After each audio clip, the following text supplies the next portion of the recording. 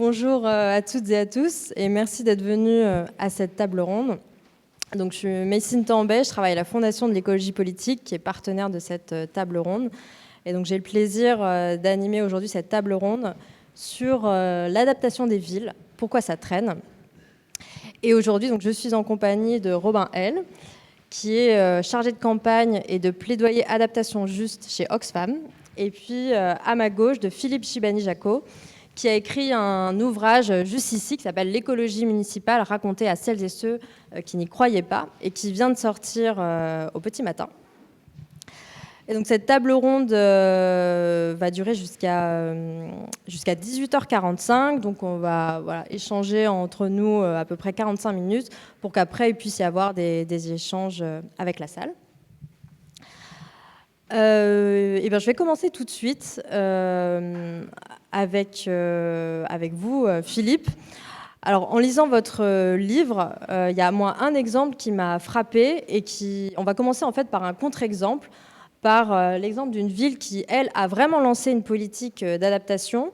Et je trouve que c'est un exemple peu connu parce que quand on pense aux mairies écologistes, on pense à Grenoble, à Lyon ou à Strasbourg. Et là, on va parler d'Annecy, qui a vraiment mis en place une politique ambitieuse d'adaptation. Un rappel sur pourquoi ce livre existe, c'est parce qu'en 2020, donc, il y a une centaine de villes et communes qui ont, où un candidat ou une candidate écologiste a gagné et est devenu maire.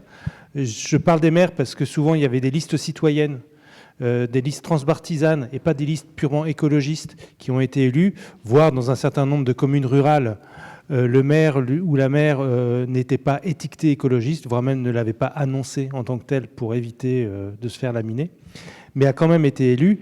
Et du coup, depuis 2020, on a donc cette centaine de territoires qui ont développé des politiques d'écologie, de transition écologique, que ce soit en milieu rural, en milieu périurbain, dans des grandes villes, dans des agglomérations, puisqu'on part de Sauvigné-les-Grès, qui est une commune de Haute-Saône de 97 habitants, et le livre va voir ce qui s'est passé jusqu'à la métropole lyonnaise, donc 1,2 million d'habitants, en passant bien sûr par les grandes villes, Strasbourg, Bordeaux, Lyon, Grenoble et ainsi de suite. Et effectivement, quand on a préparé, quand j'ai vu la thématique de cette table ronde, on en a parlé. Et la question de l'adaptation, en fait, dans toutes ces communes-là, n'a pas été un élément porteur des campagnes des candidats. Bien sûr, il y a eu la défense de projets d'écologie, de transition écologique, de sensibilisation à cela. Mais en fait, il n'y a qu'un seul cas, c'est le cas de Annecy, avec François Astorg, qui a mené là aussi une liste citoyenne et qui a fait de l'adaptation de la ville aux enjeux climatiques, au dérèglement climatique et au réchauffement, son argument principal de campagne. Et pourquoi, en fait, c'est la seule ville probablement qui a fait ça? Possiblement parce que c'est à Annecy, en fait, qu'en France, l'enjeu de l'adaptation au climat était la plus concrète, la plus réelle et la plus marquée dans l'instant présent. C'est-à-dire que répondre à l'enjeu de l'adaptation de la ville, c'était répondre à l'enjeu du jour pour la population. Je rappelle que Annecy, donc dans cette commune en Haute-Savoie, c'est 125 000 habitants. Annecy a été le fruit a regroupé 6 communes une dizaine d'années en amont. Et donc là, maintenant, c'est une ville de 125 000 habitants qui est très exposée aux nouvelles phases de canicule. Tout le monde a vu les images du lac d'Annecy qui est asséché, sur lequel on ne peut plus naviguer en été. Et de fait, prendre à bras-le-corps cette question de l'adaptation était très importante. Comment ils l'ont fait? Ils l'ont fait par un travail assez, on va dire, dantesque, au sens où ils ont bien sûr travaillé avec des cabinets d'études pour essayer de projeter qu'est-ce que pourrait être une ville de 2050. Le contexte d'Annecy, c'est une ville qui est enclavée entre les montagnes, donc dans des zones très rurales. C'est une zone très urbaine. Il y a un centre très urbain, marqué par son patrimoine historique entre le XVIIe et le XIXe siècle. C'est une ville très touristique qui accueille plus de 2 millions de touristes chaque année. Voilà, donc comment on fait pour transformer cette ville et faire que les plus 14 ou 16 jours de canicule qui s'annoncent pour 2040 puissent être absorbés, acceptables pour la population. Comment Annecy va rester une ville vivable? Donc ils ont beaucoup planché sur le sujet. Ce qui est important de voir, c'est qu'en 6 ans, en fait, ils ont réussi à faire leur plan et à présenter le plan à la population. À dire voilà ce qu'on imagine. Mais maintenant, il va falloir qu'on en parle. Parce que, évidemment, quand on est un maire écologiste, on pense à embarquer la population, à partager le projet pour le rendre vraiment collectif et d'ailleurs accepté par la population. Et ça, c'est encore quelque chose qui est en cours. Et si on parle enjeu électoral, je ne sais pas de quelle manière cet enjeu de l'adaptation qui a apporté l'élection de François Astorg va être concluant dans les urnes en 2026. D'autant que, pour la petite histoire, François Astorg avait été élu avec 27 voix d'avance sur le second. Autant dire que la marge était très très très faible. Mais ce qui a été beaucoup travaillé, c'est finalement d'envisager comment on arrive à faire une ville qui continue, où on peut encore habiter sans avoir à étendre la ville à l'extérieur. D'ailleurs, ce n'était pas possible, vu la zone géographique. Comment on fait pour que cette ville concentrée autour de son centre historique puisse respirer à d'autres endroits? Donc comment on crée d'autres polarités?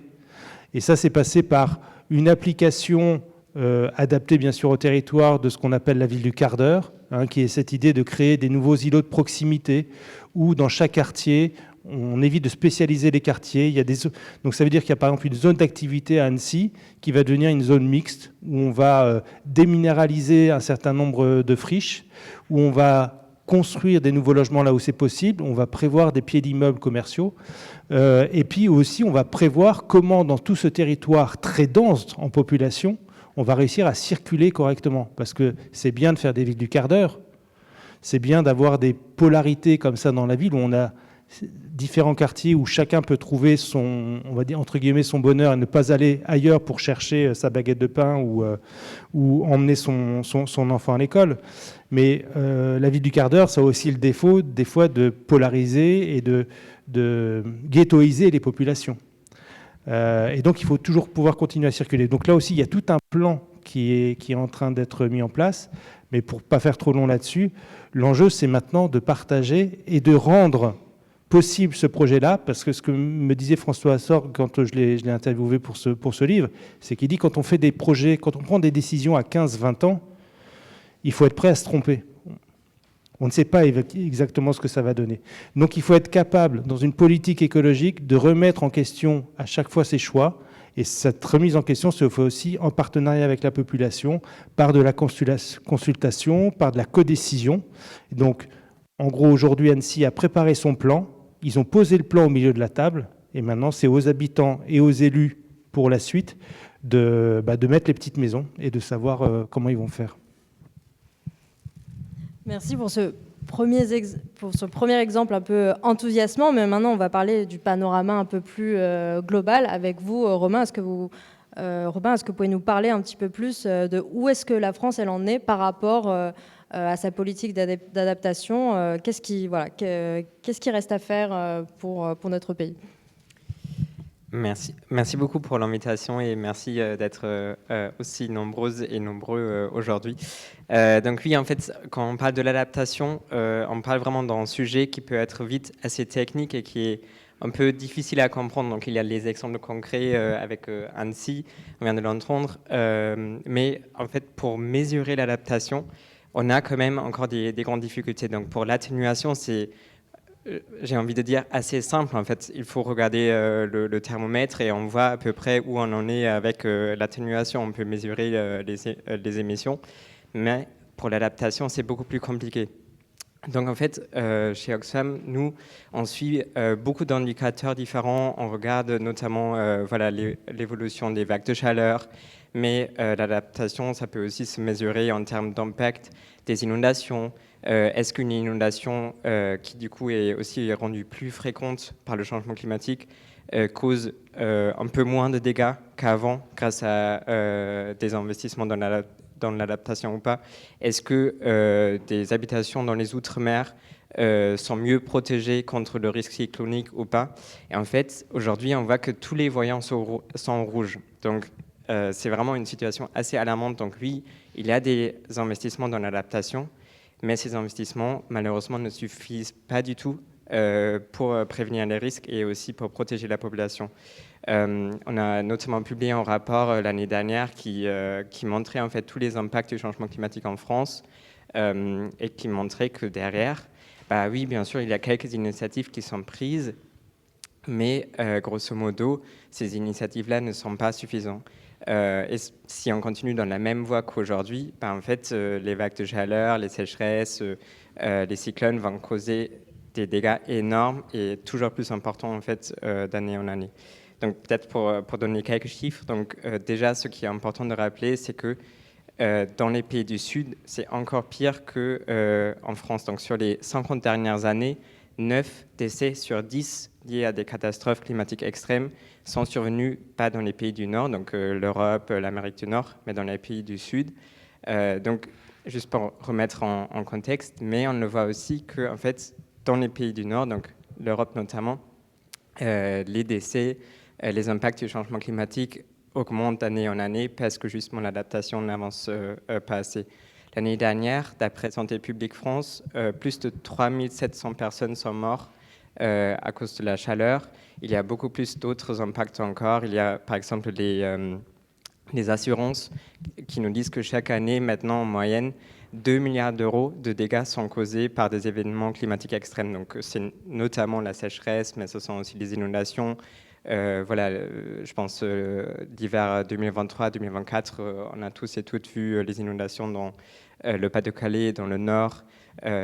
Tout ça, en fait, ce sont des dégâts causés par le changement climatique.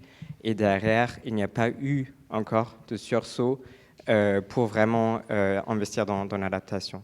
Et ça, c'est encore plus dommage qu'en fait, on sait que tous les investissements dans l'adaptation sont utiles. Donc, en gros, ce qu'on peut voir, c'est que chaque euro investi dans l'adaptation permet d'éviter des dégâts bien supérieurs à ce qu'on a investi pour les travaux. Pour les inondations, par exemple, nous, on a calculé que c'est 1 euro investi permet d'éviter 3 euros de dégâts. Donc, en fait, ce qu'on fait aujourd'hui, ou ce qu'on ne fait pas plutôt, ce sont aussi des dettes qu'on lègue aux générations futures, et surtout, ce sont aussi des problèmes qu'on accumule dans le temps, parce qu'aujourd'hui, c'est encore relativement facile d'investir dans l'adaptation, mais si on s'y met dans 10 ans, si on s'y met dans 20 ans, ça va devenir encore plus compliqué. Voilà, peut-être pour le moment, mais on peut détailler tout à l'heure.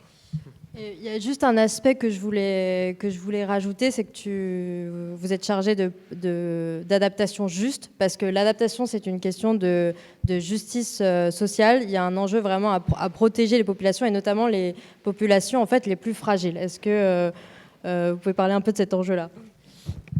Oui, oui, clairement. Donc, en fait, ce qu'on voit, c'est que les personnes les plus aisées ont des moyens, elles, de se protéger d'une grande partie des impacts du changement climatique.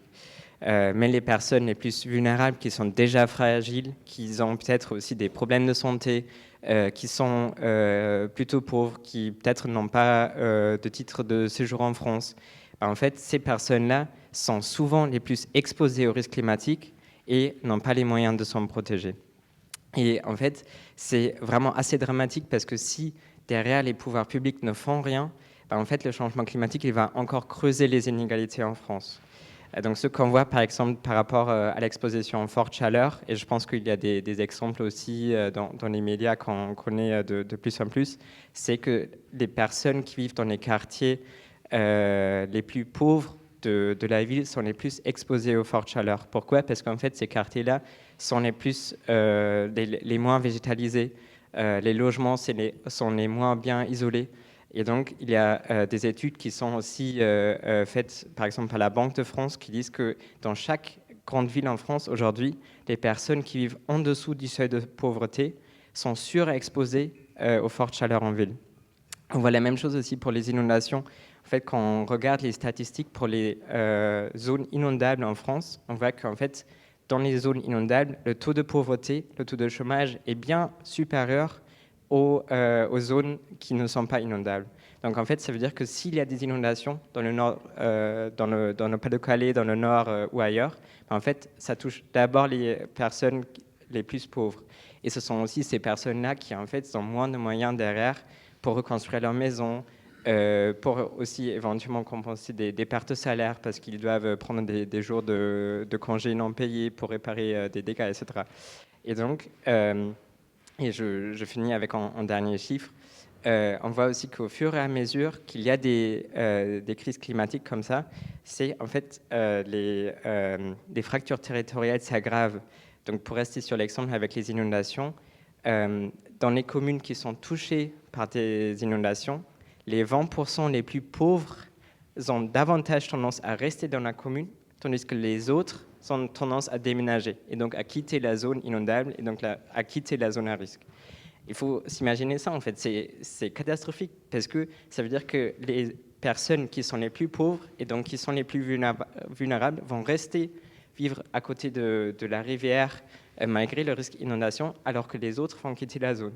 Et donc si on continue comme ça, en fait, les personnes les plus vulnérables vont rester exposées au risque et les autres non. Donc ce sont vraiment des fractures territoriales qui sont en train de se creuser, un peu à l'abri de tous les regards. Et il faut absolument investir pour derrière, bien sûr, protéger les personnes vulnérables et aussi lutter contre le problème à la racine. Donc c'est prévenir les inondations grâce à un réaménagement des rivières, créer des zones d'expansion de crues, planter des haies, etc. Donc en fait, tout ça, il faut le faire, pas uniquement pour s'adapter, parce que c'est un terme assez abstrait, mais surtout pour protéger les personnes vulnérables. Donc ça, c'est effectivement super important. Donc voilà, c'est une question de justice sociale, vraiment. Et je crois que justement, là-dessus, sur cette question de justice sociale, dans votre livre, Philippe, vous avez des exemples, je pense notamment à l'île Saint-Denis, où là, il y a eu cette question de rénover des HLM à destination des populations les plus pauvres a été vraiment prise à bras-le-corps. Je crois que vous vouliez justement ajouter quelque chose là-dessus.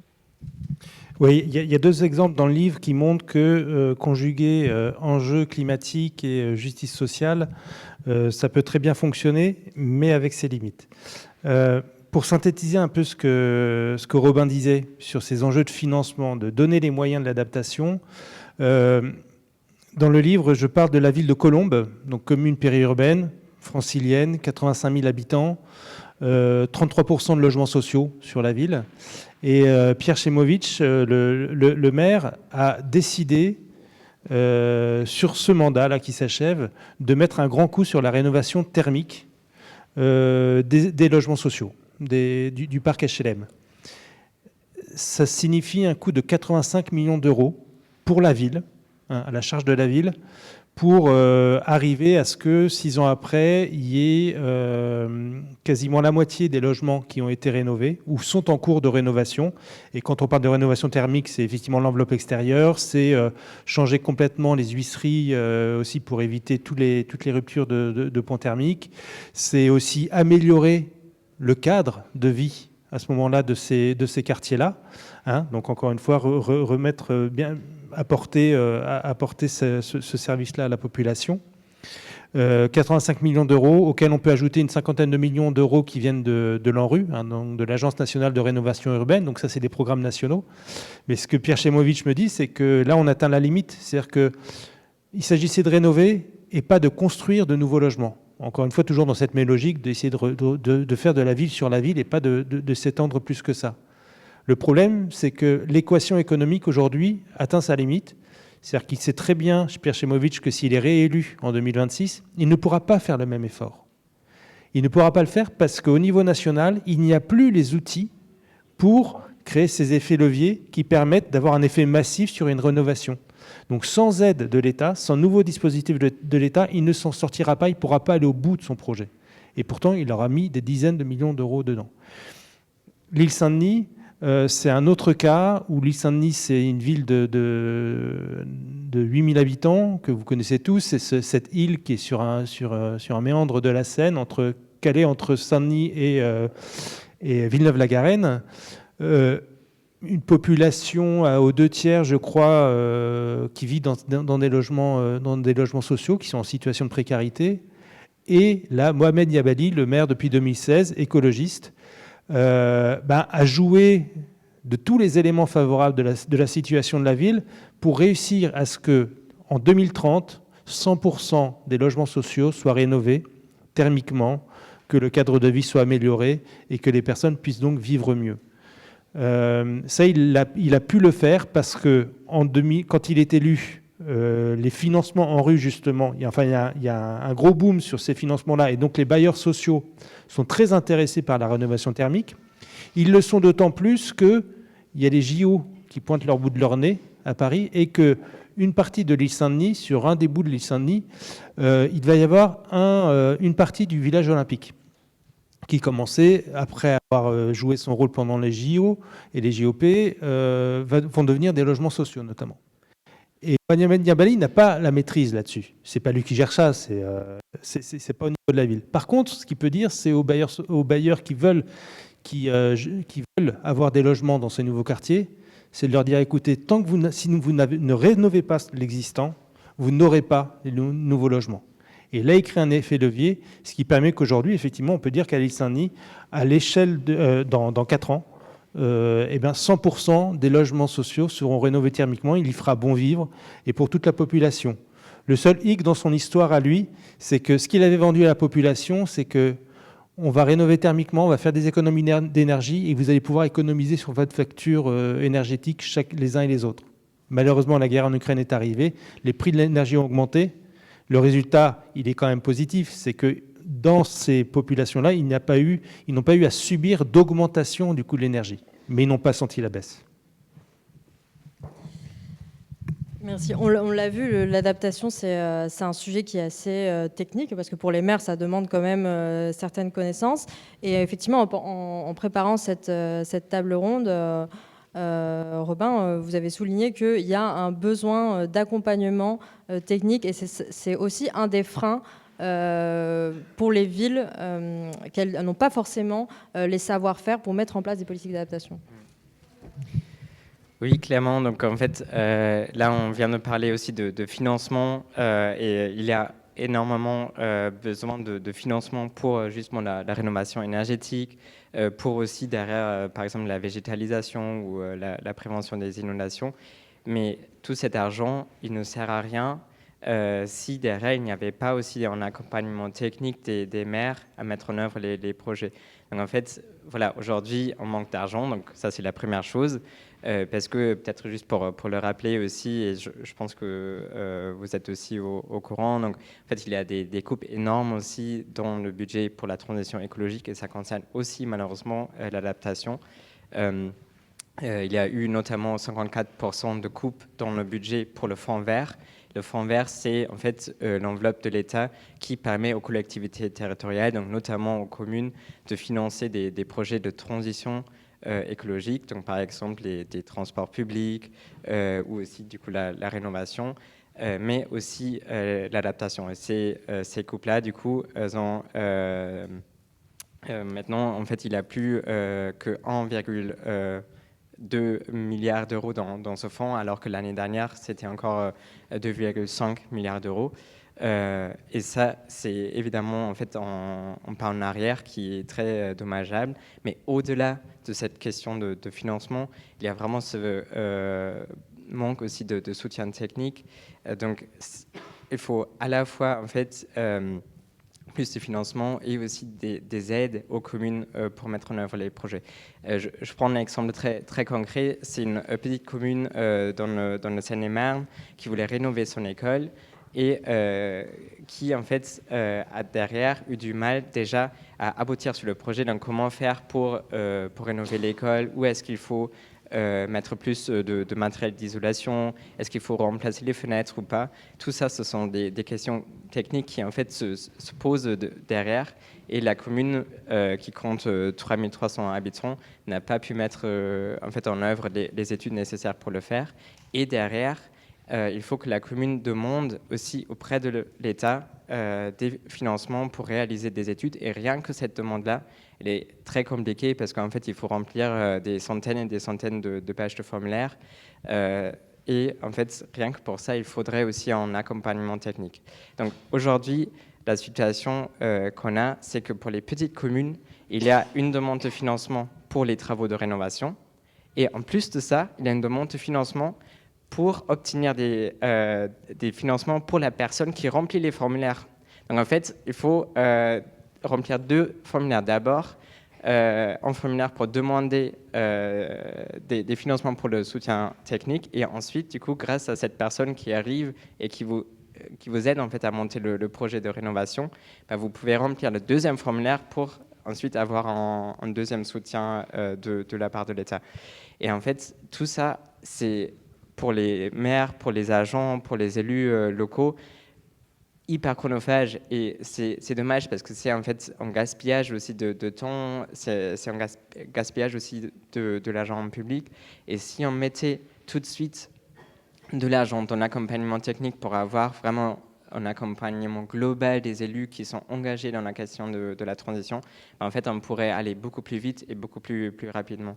Donc, nous, ce qu'on propose chez Oxfam, c'est bien sûr, donc d'abord plus d'argent, ensuite plus d'accompagnement technique, et troisièmement aussi qu'on sorte de cette logique d'appel à projet, parce qu'aujourd'hui l'adaptation, mais c'est aussi le cas pour la transition écologique, c'est toujours sur appel à projet, c'est toujours, ok, si vous voulez mettre en œuvre tel et tel projet pour rénover une école, pour végétaliser une rue, vous remplissez ces formulaires-là, et après, éventuellement, vous obtenez en tant que maire des financements par le fonds vert ou par une autre dotation.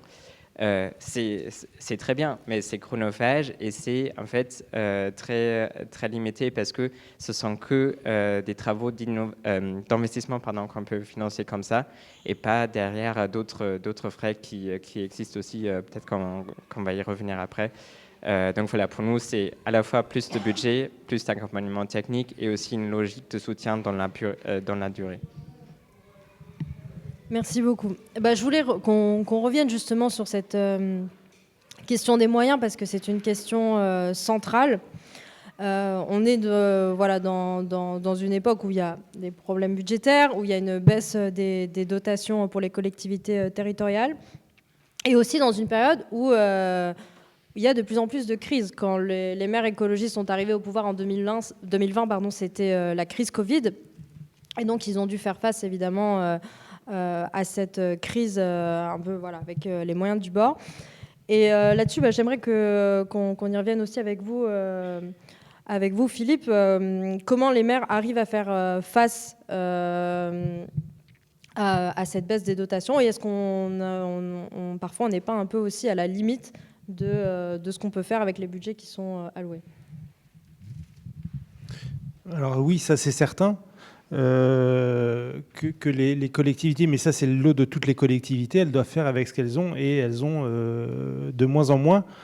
Quand elles ne se retrouvent pas, et puis il y a des situations où un maire découvre un endettement beaucoup plus important que ce qui était prévu et toutes ces grandes ambitions de grands projets n'ont pas réduit à néant, mais en tout cas, il y a dans le livre des villes ou des communes qui se retrouvent avec des capacités d'investissement remises à zéro. Et on doit d'abord gérer l'absorption de la dette pour retrouver de la capacité d'autofinancement et mener des projets qui vont vers la transition écologique. Ce qui est intéressant effectivement sur la période Covid, c'est que les maires arrivent, pour certains en plus élus au premier tour, et ils vont passer 3 mois à devoir attendre en fait que les choses se passent, puisque ceux qui sont élus au premier tour doivent attendre le second tour qui a été décalé. Et ensuite, ils se retrouvent dans une gestion de crise. Et la question que moi je leur posais, c'est mais comment vous avez géré cette période-là? Parce que finalement, vous vous retrouvez maire en ayant un projet de long terme, en visant la transformation de la ville, la transformation des habitudes. Et là, vous devez gérer une crise directe là, de court terme où il faut apporter des réponses tout de suite. Ce qui a été intéressant dans ces moments-là, c'est que peut-être que ça a permis, mais je pense qu'ils en étaient conscients, à l'ensemble de ces exécutifs municipaux de travailler la mise en lien entre le projet de transition écologique qu'ils portaient, le projet politique qu'ils portaient de long terme, et la réponse aux besoins immédiats de la population. Et ce, sans trahir l'un et l'autre. Sur la période Covid, ce qui a été important, c'était l'enjeu de solidarité finalement. C'est que dans les mairies écologistes, il y a eu un gros travail sur organiser la solidarité pour que justement, dans le cadre de cette crise sanitaire, encore une fois, ce ne soit pas les plus précaires, les plus fragiles qui souffrent le plus de cette situation-là. Voilà.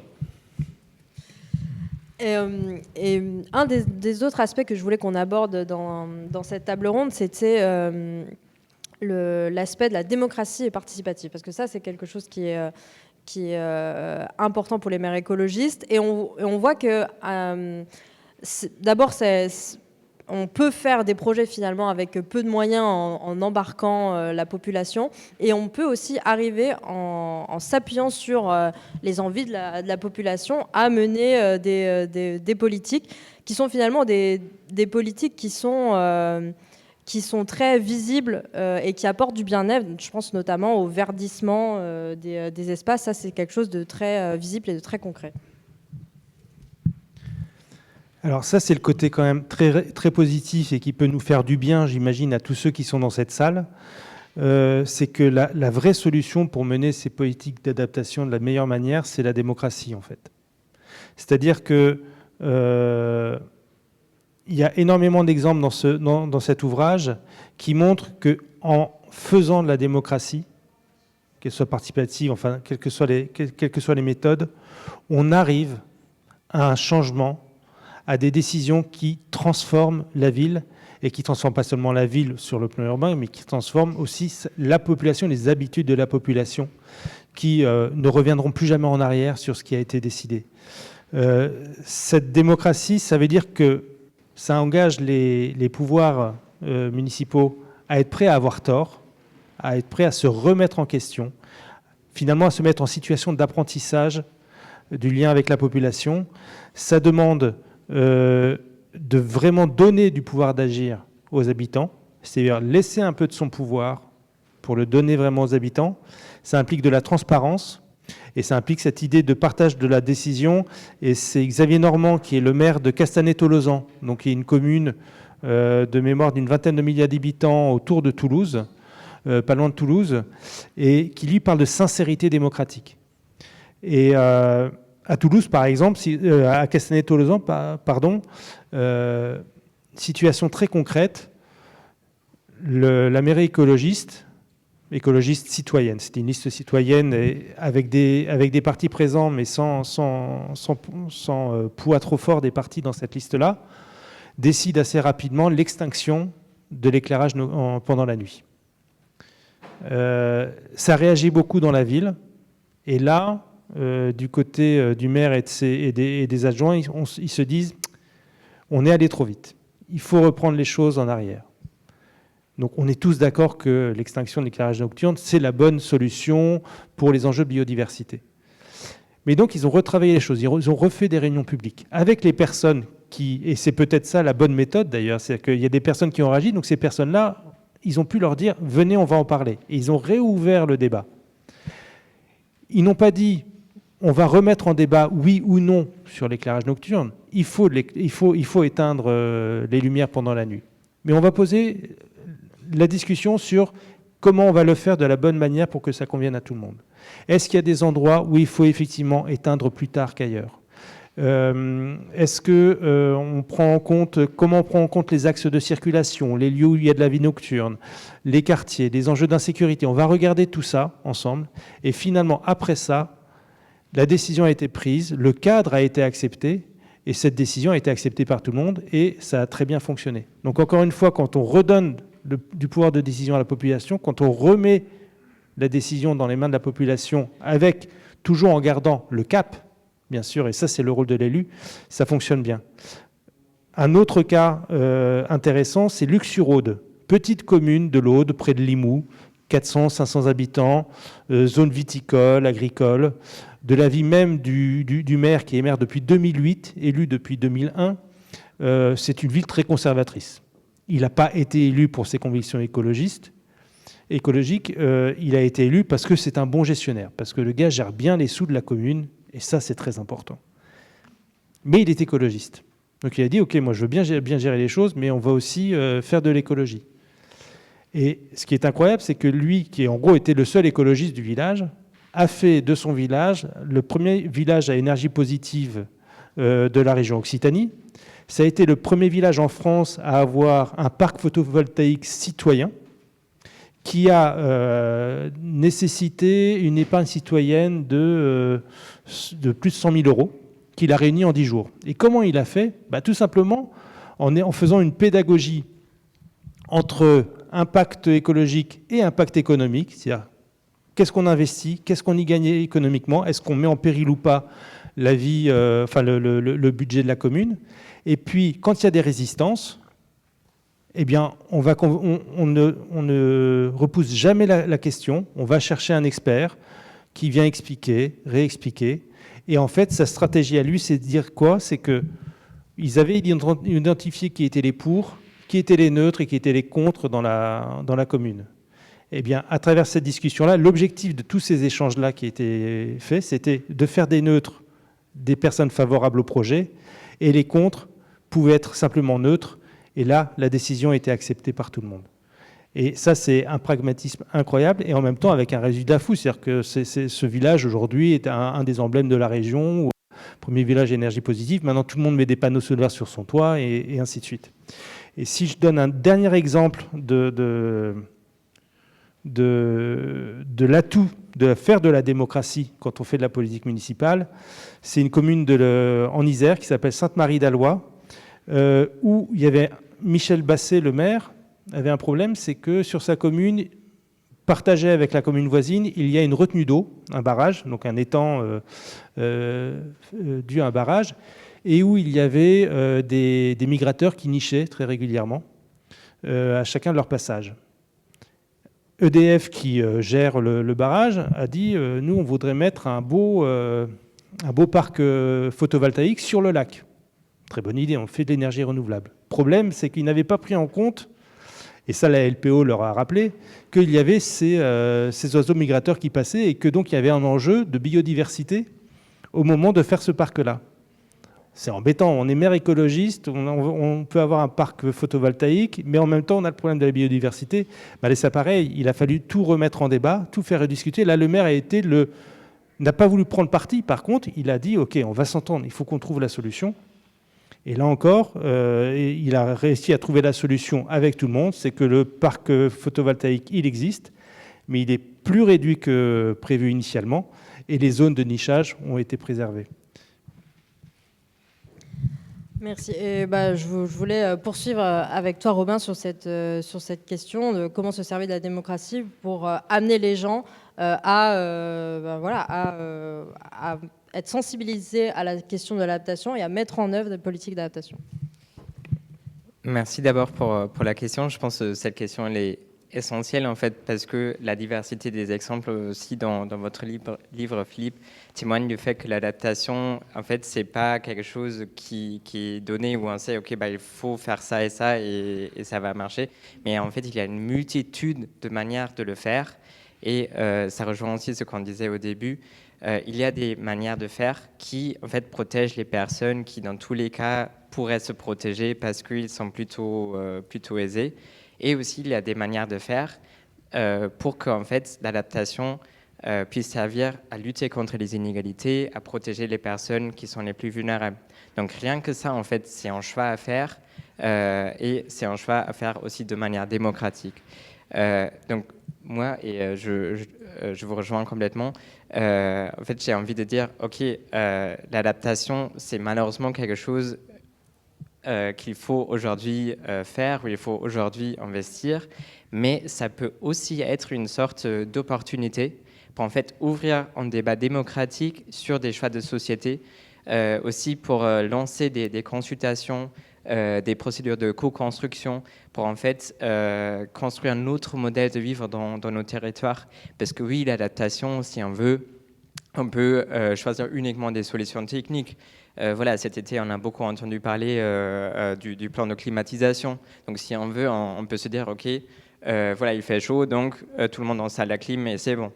Mais en fait, ça, ce sont que des solutions techniques qui protègent les personnes qui ont les moyens de le faire.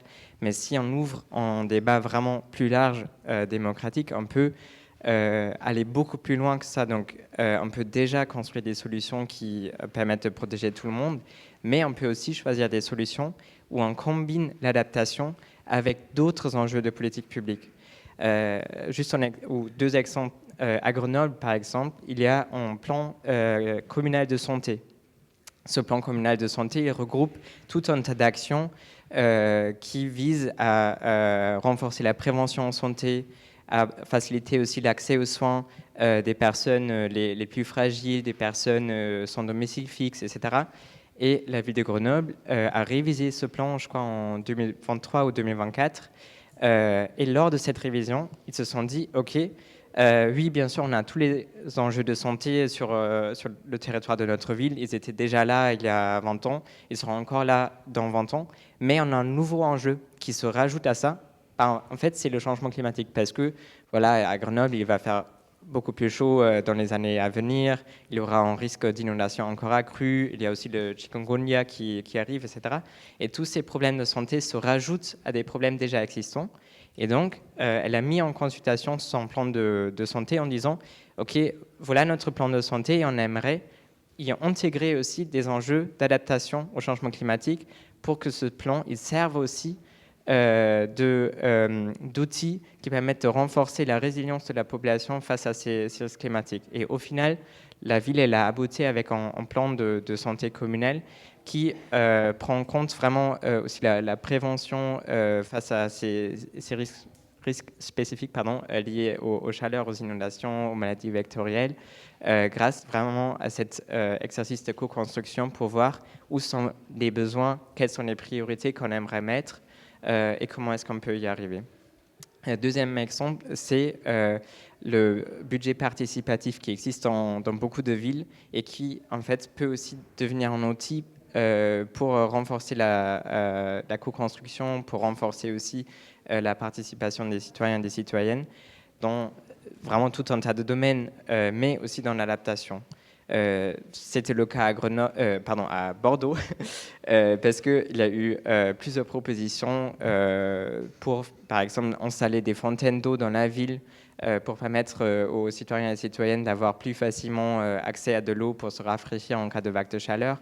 Mais il y avait aussi des propositions, par exemple, pour la végétalisation de la ville, où des personnes se sont dit « Ok, dans mon quartier, il fait très chaud, il n'y a pas assez d'arbres, et donc je propose au budget participatif qu'on plante des arbres, qu'on ouvre du béton pour le végétaliser. » Il y a plusieurs projets comme ça qui ont été financés du coup par le budget participatif de Bordeaux et qui ont contribué derrière à l'adaptation.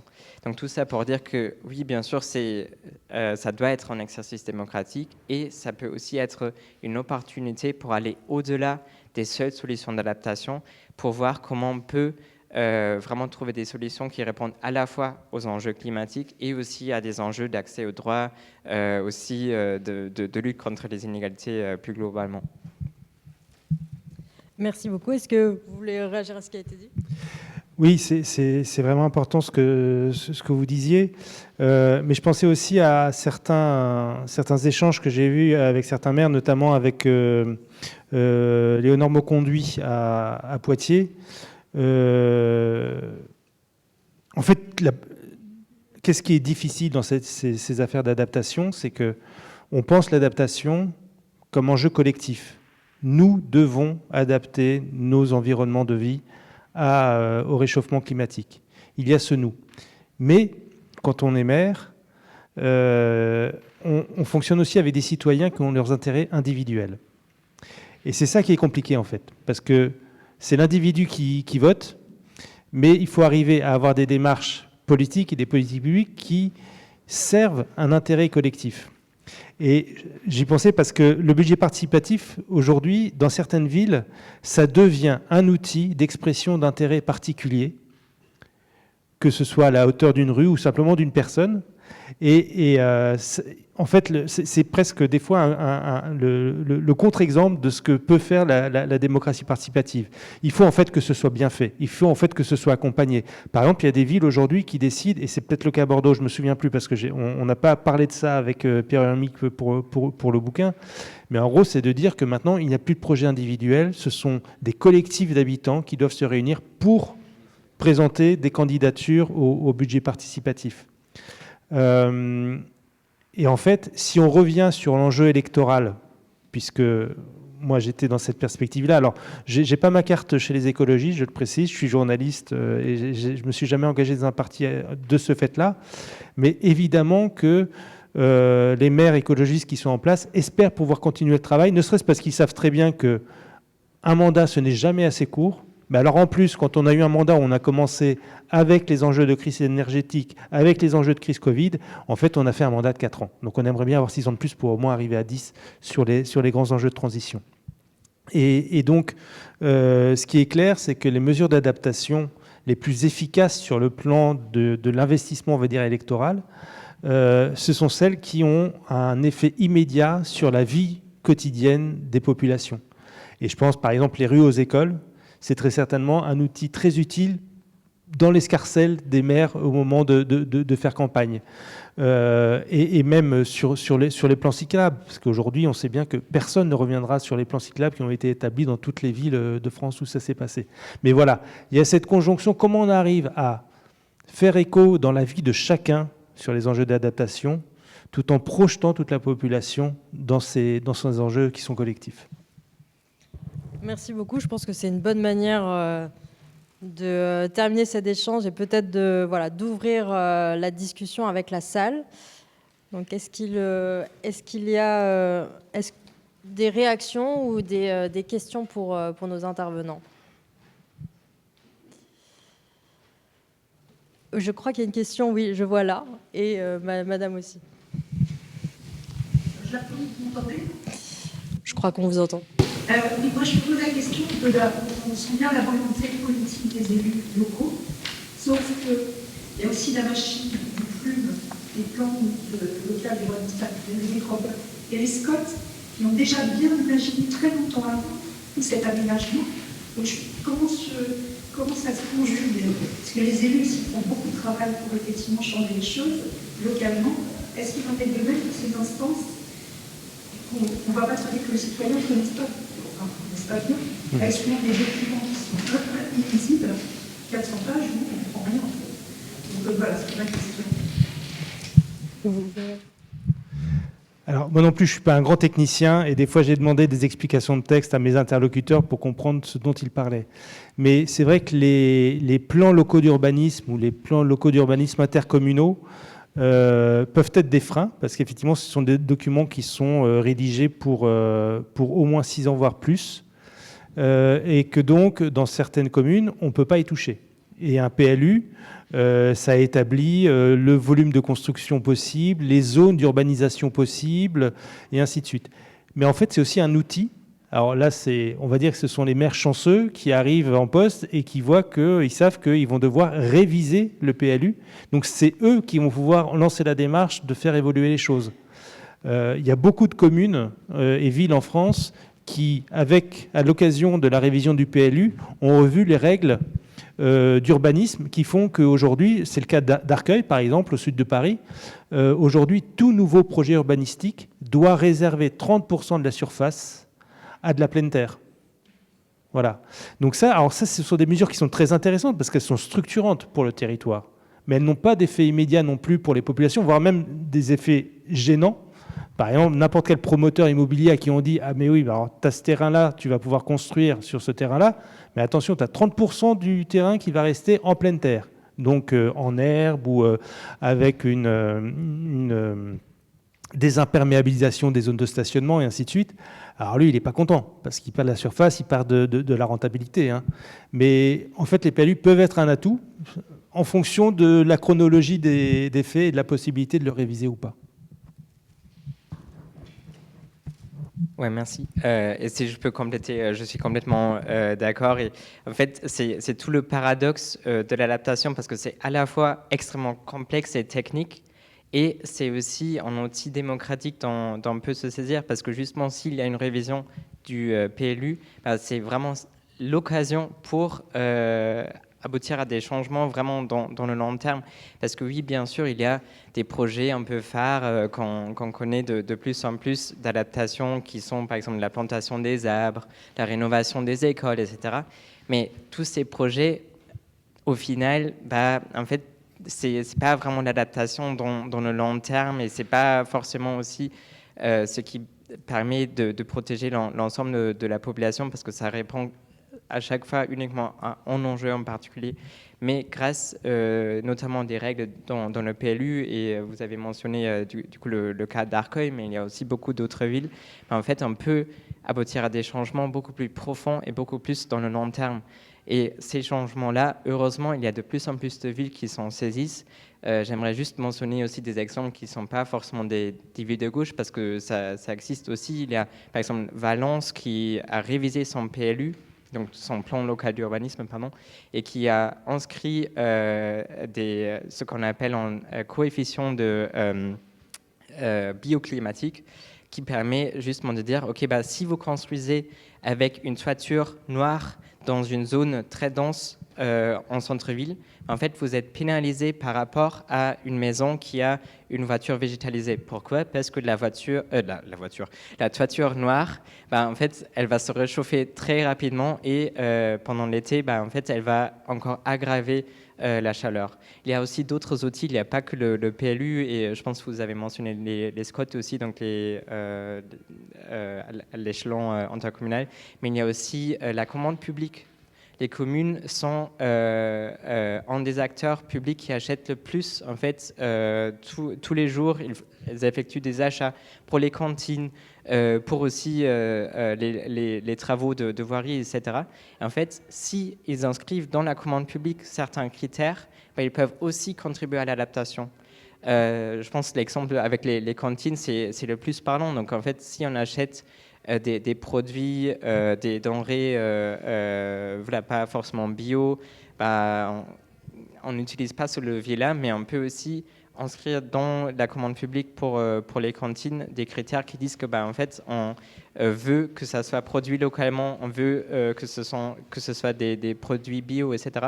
Et pareil pour les travaux de voirie, on peut obliger les entreprises qui viennent de réaliser des études de compatibilité avec la trajectoire climatique. Donc, en gros, l'entreprise, ça a été fait par plusieurs communes dans le sud notamment, est obligée de montrer que même dans 30 ans, quand il y a beaucoup plus de canicules, quand les températures auront augmenté, la route qu'elle est en train de construire là pourra encore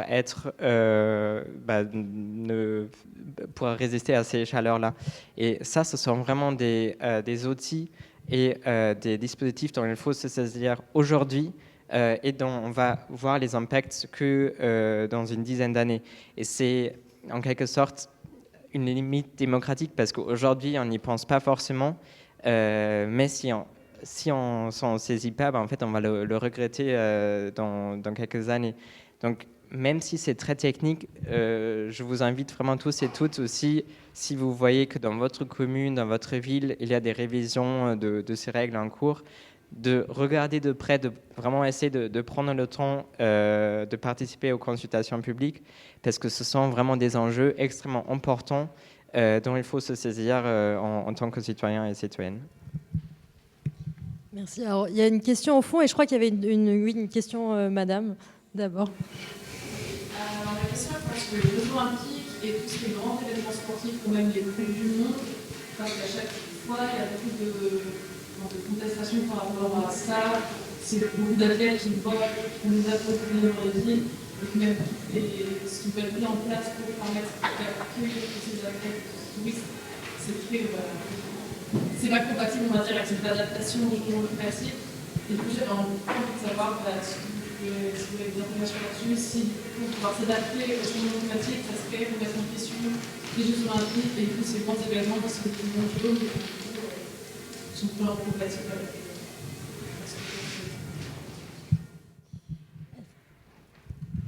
On dépasse un peu l'échelon municipal, mais je crois que c'est un fait de toute façon qu'aujourd'hui, quand on regarde les villes candidates pour des Jeux Olympiques, par exemple, ou une Coupe du Monde, elles sont de plus en plus rares.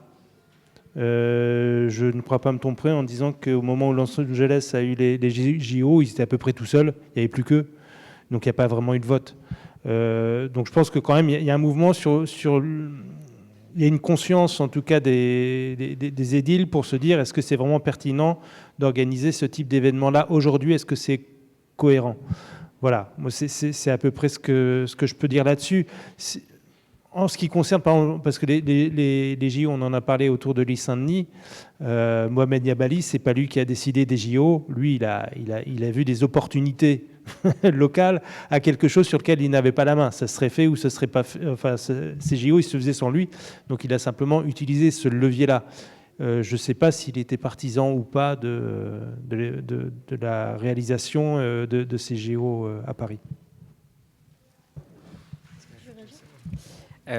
Peut-être pour ajouter un petit point, juste parce que du coup les prochains Jeux olympiques en France sont en fait les JO d'hiver dans les Alpes. Et peut-être juste pour aborder la question aussi du ski et du tourisme d'hiver, en fait, là aussi on voit un manque d'anticipation et un manque d'investissement dans l'adaptation, parce qu'en fait, dans toutes les communes où aujourd'hui il y a des domaines skiables, en fait, les maires, mais aussi tout l'écosystème autour, j'ai envie de dire, essayent toujours de continuer dans cette même voie d'investir dans la neige artificielle, de construire peut-être des télésièges un peu plus haut dans la montagne pour avoir encore quelques années de plus le tourisme d'hiver. Mais en fait, il n'y a pas forcément d'investissements qui sont faits dans la majorité des communes, il y a des exceptions, dans des alternatives aussi au tourisme d'hiver. Or, on sait qu'en France, il n'y aura plus de ski à la fin du siècle, en fait. Dès 2050, il y aura quasiment plus de stations de ski dans les Pyrénées. Et à la fin du siècle, dans les Alpes, il n'y aura que quelques stations de ski encore qui seront rentables, parce que le reste, en fait, ne sera plus rentable. Et donc, en fait, cette transition-là, il faut l'engager aujourd'hui. Et pour ce faire, il faut investir dans les alternatives, parce que des alternatives existent aussi si on le fait bien. Enfin, dans une partie, on peut démonter les télésièges pour développer le tourisme aussi, la randonnée ou d'autres alternatives. Et dans d'autres parties, on peut investir dans d'autres formes de tourisme thermal ou autre chose, ou dans l'agriculture aussi. Mais ces investissements-là, en fait, aujourd'hui, ils manquent parce que les élus essaient de continuer toujours plus dans cette voie-là actuelle. Voilà, c'est peut-être pas forcément lié à ta question, mais je voulais juste en profiter parce que c'est quand même un enjeu aussi, le tourisme d'hiver. Et je crois qu'il y avait une question au fond. Oui, j'ai juste une petite question. Merci à vous trois, excellent auteur. Alors, la première question que je vais poser à Robin, c'est parce que Robin a parlé, vous voyez dans la salle, il y a des jeunes qui sont là, des jeunes qui vous écoutent, des jeunes qui prennent note. Alors, vous avez parlé de France Santé publique. On a compris que vous avez regardé les chiffres. Est-ce qu'au niveau européen, vous avez regardé d'autres agences aussi, de santé, qui ont publié, qui ont fait des études sur l'adaptation des villes? Alors, aux journalistes, la question que je vous posais, j'ai compris que vous voulez pour vous se centrer le sujet sur la politique écologique française, c'est vrai.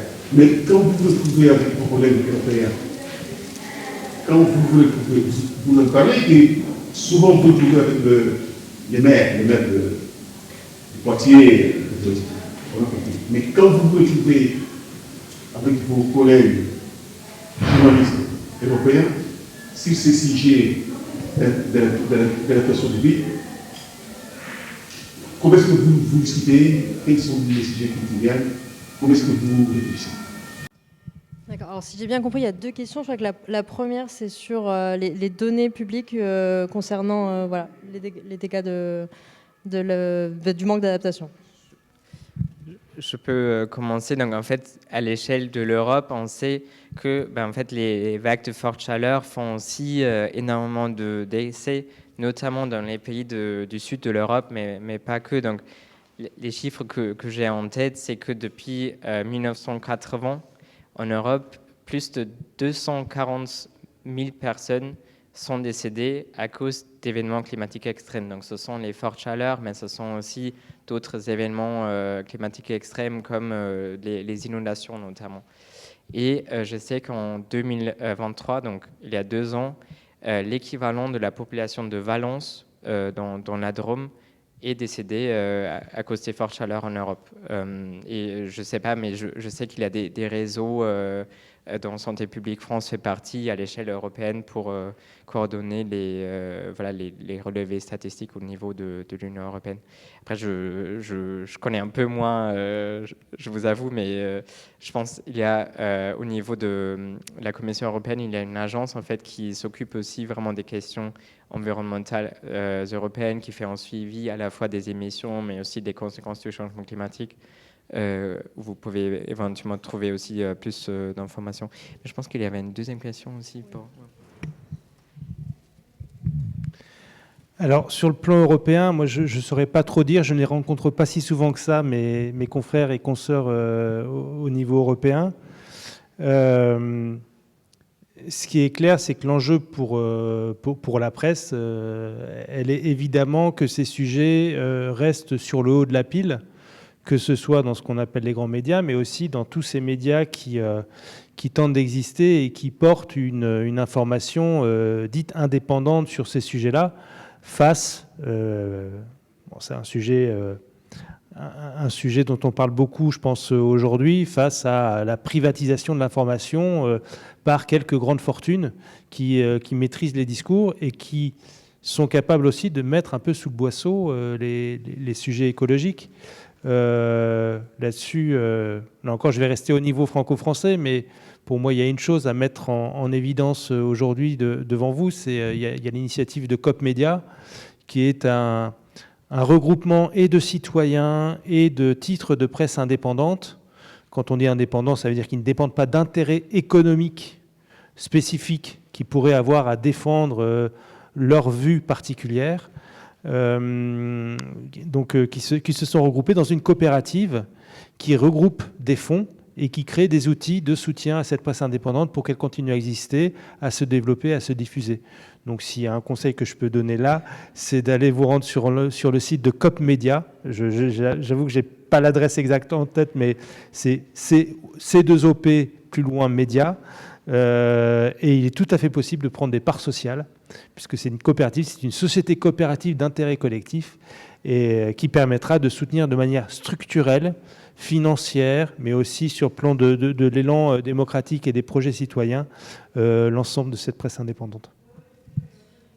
J'ajoute juste un point là-dessus avant de prendre une question que je vois devant, parce qu'effectivement c'est un sujet qui nous tient à cœur au Felipe. Vous pouvez retrouver sur le stand de la Volt l'ouvrage qui vient de sortir qui s'appelle Débordé Bolloré et qui parle justement de ces questions et des moyens de résistance qu'on peut mettre en œuvre. J'aurais une question sur le sujet de l'intelligence artificielle qui est aujourd'hui pas très écologique. Pour autant on l'utilise de plus en plus.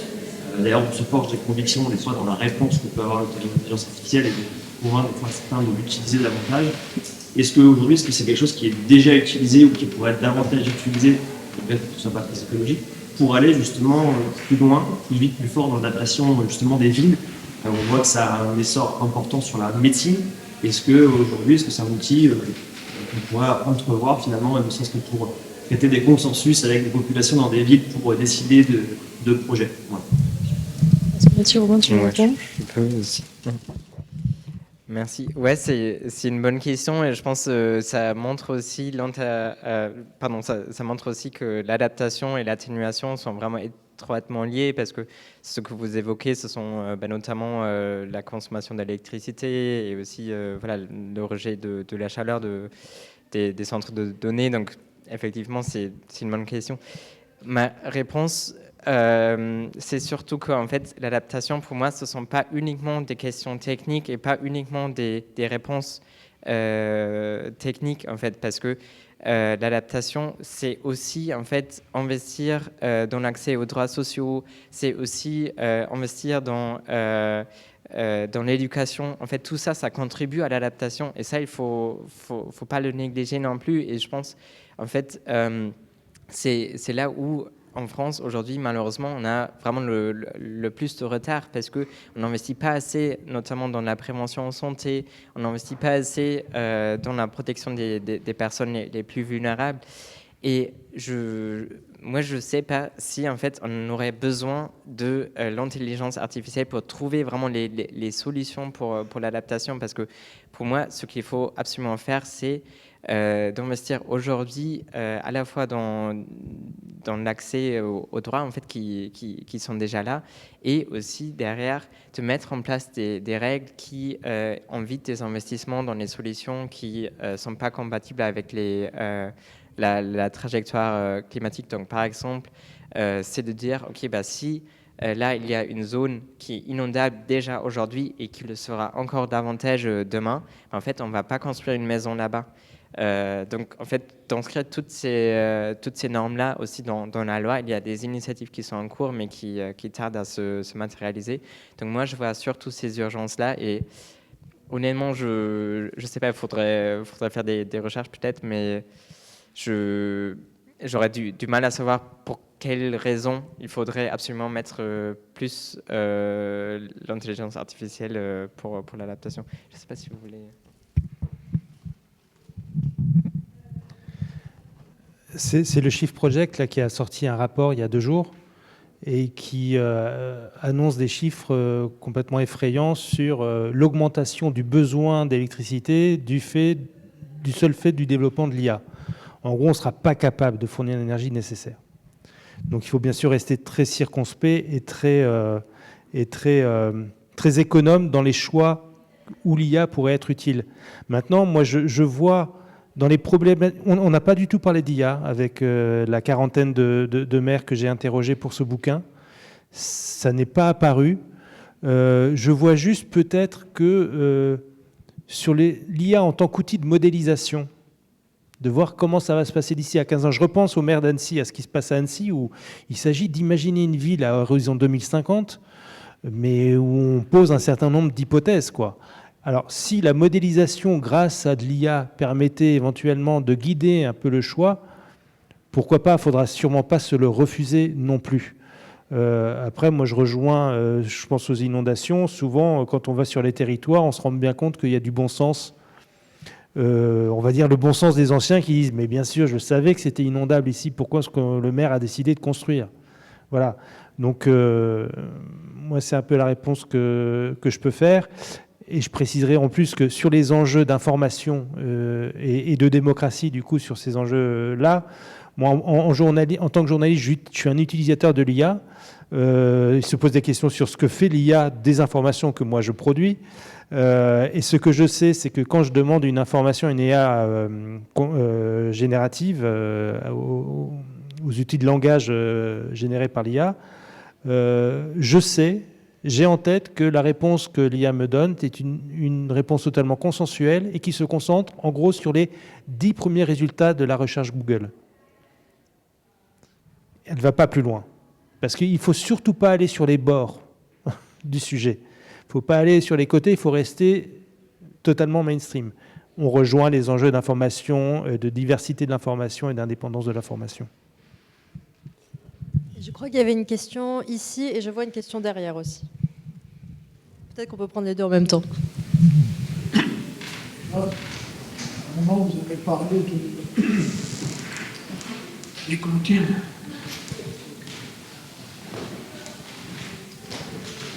Je voulais savoir si c'est les maires qui se sont inspirés de... Déjà, il y a la loi Egalim, c'est pas pour ça, qui n'est pas tellement appliquée, mais je crois qu'il y a aussi des normes. J'ai entendu parler de communes qui voulaient changer, avoir une politique dans ce sens-là, et qui se heurtaient à des normes qui viennent de l'État et qui imposent que le critère principal, ça doit être politique. Et pas la proximité. Il doit avoir comme il doit avoir du bio et local, vous devez appliquer un politique plus bas ou parfois faire venir des choses plus chères plus loin. D'accord. Donc vous posez la question des contradictions avec des normes étatiques. On peut trouver qu'on va appliquer le principe des temps de la nuit, par exemple, de faire des stationnements au poids, pour inciter la nature à l'eau, pour avoir de SUV, puis à l'imperméabilisation des sols aussi, c'est plutôt question là, dans tous les projets immobiliers que j'avais. D'accord. Merci pour cette question. Et il y avait aussi une question au fond, je crois. Sondais sur, par rapport à ce que vous avez pu entendre de la quarantaine de maires qui avaient interrogé sur le terrain. Qu'est-ce que vous disent les gens dans les municipalités sur l'interdiction? Alors, je sais que on reproche beaucoup aux écologistes de vouloir interdire plein de choses, mais est-ce que, en tant que maire et élus locaux, ils se sentent légitimes à interdire la construction en zone inondable, les immeubles sociaux dans les piscines, interdire les immeubles secondaires dans les endroits où il y a assez d'eau, interdire de continuer à assurer des propriétés en bord de mer, donc la mer Argentine? Est-ce que les élus locaux estiment que c'est à eux de franchir ce pas de l'interdiction, ou est-ce que ça veut dire qu'il faut tout le monde, que ce soit l'État qui interdise ou facilite des interdictions dans des domaines où on sait que continuer à financer des choses qui nous rapprochent plus du problème? Est-ce que tu veux répondre d'abord sur la commande et je peux essayer. Les normes? J'espère que j'ai bien compris votre question, mais peut-être sur les commandes publiques et sur vraiment le niveau local et le niveau national. Il est vrai que parfois il peut y avoir des contradictions, notamment le droit de l'Union européenne interdit aux maires et interdit en général aussi aux acteurs publics d'inscrire dans leur cahier de commande des critères qui sont perçus comme discriminatoires de manière arbitraire. Donc en fait, ce qu'on ne peut pas dire, c'est OK, on va acheter des produits uniquement de la région Île-de-France, par exemple, pour une cantine scolaire ou autre chose. Ça serait pas compatible avec le droit de l'Union européenne. Mais il y a des solutions pour, entre guillemets, contourner ces critères-là. Il y a énormément de communes qui le font et qui disent, OK, en fait, au lieu d'acheter sur le marché nos produits pour nos cantines scolaires, pour les crèches, en fait, on va acheter une ferme et on va produire en régie communale des fruits et des légumes. Il y a énormément de communes qui le font. Il y a de plus en plus de communes qui le font aussi en bio et qui, en plus de ça, récupèrent l'eau de pluie, par exemple, et utilisent du coup cette eau-là pour irriguer les champs. Donc oui, il peut y avoir des contradictions entre les niveaux nationaux et européens et les exigences locales, mais il y a toujours aussi des solutions pour les contourner. Il faut juste être un peu créatif, j'ai envie de dire. Parce que d'abord, quand on parlait d'une commune qui fait une industrie. Montsartou, la régie publique. Quand on a parlé de votre commune qui fait de régie publique de production maraîchère. À Pont, par exemple, en Charente-Maritime, c'est le cas, à Limoges aussi. Donc, ça, ce sont les exemples que j'ai en tête là, mais je sais qu'en région parisienne, il y en a aussi, en fait. Donc, ça existe de plus en plus. Je pense qu'il y a un réseau de fermes communales qui existent et qui regroupent des villes qui s'engagent dans cette voie-là. On parlait aussi de la sécurité sociale de l'alimentation. Oui, mais ça, ce sera l'objet, l'alimentation de notre table ronde demain, si ça vous intéresse. Et peut-être qu'on peut répondre aussi sur la question de l'interdiction. Est-ce que c'est facile d'interdire pour les maires? Oui, ils le font. Je recherchais dans le bouquin parce que du coup j'avais un trou sur la commune. C'est Argilier dans le Gard, un peu le même profil que Luc-sur-Aude, commune du côté du pont du Gard, commune agricole assez conservatrice, et puis un maire qui arrive là plutôt écolo et qui justement doit réviser totalement le PLU. Et en fait, il va en faire son outil politique principal. Et où il va aller à l'encontre d'un certain nombre d'agriculteurs qui avaient construit des hangars un peu gigantesques, des fois sans permis, alors qu'ils ne devaient pas. Ils ont artificialisé certaines zones.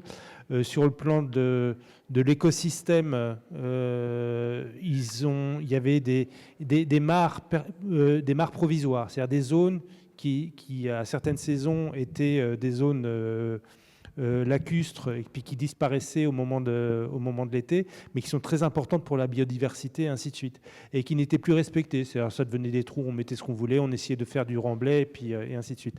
Donc il a utilisé le PLU pour prendre des décisions assez fortes, effectivement, pour restaurer ces mares, pour arrêter l'extension urbaine, pour interdire les piscines. Mais tout ça, il l'a fait, justement, et on revient à la question de la démocratie. Il l'a fait en parlant, en exposant les enjeux, en disant est-ce qu'on peut vraiment encore s'autoriser à faire des piscines ? Et de dire voilà, il y a des piscines qui existent alentour, on a les moyens de le faire, donc est-ce qu'on a vraiment besoin d'en faire ? Donc il a interdit l'extension urbaine. Par contre, il a dit c'est vrai qu'on a besoin de logements parce qu'on a une école qui est un peu en déshérence et où il y a de moins en moins de monde, donc ils ont fait un regroupement entre 2 communes, et puis au lieu d'investir dans un nouveau lotissement, ils ont investi dans des logements sociaux qui ont été rénovés sur une zone en centre-bourg et qui permet aujourd'hui à l'école de bien vivre parce qu'ils ont accueilli des jeunes couples qui ne peuvent pas acheter parce que c'est une zone où le foncier est très très cher. Et donc il a revitalisé aussi la population, enfin ramener de la population plus jeune avec des enfants et ramener de la vie dans le village. Donc, ouais, les choix, des fois, sont difficiles, mais ils sont toujours accompagnés d'une solution, en fait. Et là, il y a non seulement de la pédagogie à faire, mais aussi de la démocratie pour qu'à la fin, quand la décision se prend, ce n'est pas un point sur la table qui prend la décision, c'est un collectif qui a été amené à se dire, bah oui, effectivement, ça peut être une bonne solution. Et juste sur les cantines, aujourd'hui, la loi Egalim, elle n'est pas toujours respectée, effectivement, mais alors... J'aurais pu mettre 20 exemples dans ce bouquin et en faire la moitié du bouquin sur les villes écologistes ou de gauche ou de droite qui ont développé une alimentation bio, locale, durable, qui ont investi dans des cuisines centrales où on refait la cuisine justement pour éviter des apports alimentaires. Moi j'ai découvert ça, je ne savais pas que pour respecter les équilibres alimentaires des repas dans la cuisine collective, on était capable de mettre de la molécule de protéines quand elle en manquait. Voilà. Tout ça, ça existe, et il y a des communes qui sont passées à 60, 70%, 100% d'alimentation bio et ou locale dans la restauration collective. Donc ça, on peut dire que ça fonctionne. Il y a les exemples sont nombreux, et on n'est plus dans de l'expérimentation, on est bien dans des solutions qu'on peut mettre à l'échelle. Merci beaucoup et merci à tous les deux. Je pense qu'on peut s'arrêter là. Et si vous voulez, on pourra poursuivre la discussion parce que Philippe va dédicacer son ouvrage. Merci beaucoup.